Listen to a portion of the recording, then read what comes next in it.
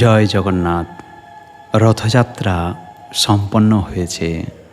শ্রী জগন্নাথ দেব এখন গুন্ডিচা মন্দিরে অবস্থান করছেন। আজ আমরা জানব এই গুন্ডিচা মন্দির কি, কেনই বা ভগবান সেখানে অবস্থান করেন এবং এখানে দর্শনের মাহাত্ম্য কী।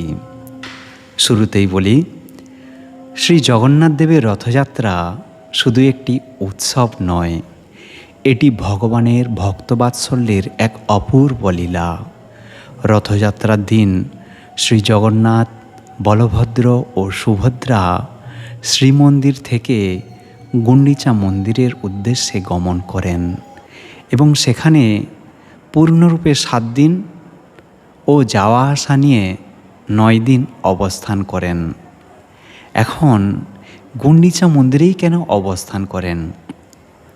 গুন্ডিচা মন্দিরের নামকরণ হয়েছে রাজা ইন্দ্রদম্নুর স্ত্রী গুন্ডিচা দেবীর নাম অনুসারে। তিনি ছিলেন ভগবান জগন্নাথের পরম ভক্ত।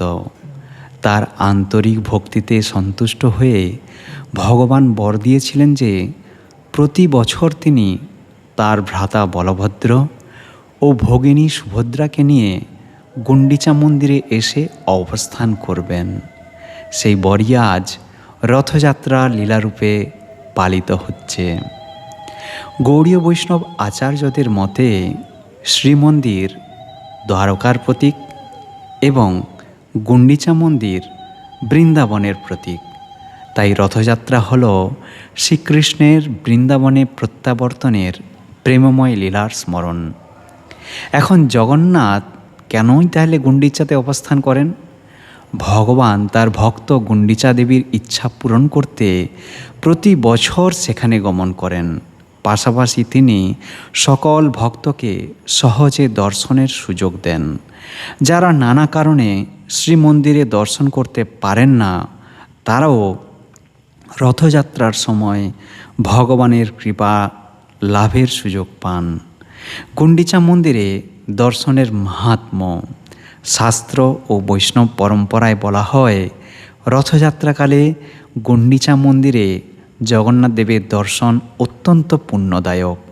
এই সময় ভগবান বিশেষভাবে করুণাময় রূপে সকলকেই কৃপা করেন। ভক্তি ভরে দর্শন, কীর্তন ও সেবা করলে ভক্তি বৃদ্ধি পায়, পাপ ক্ষয় হয় এবং ভগবানের বিশেষ অনুগ্রহ লাভ হয়।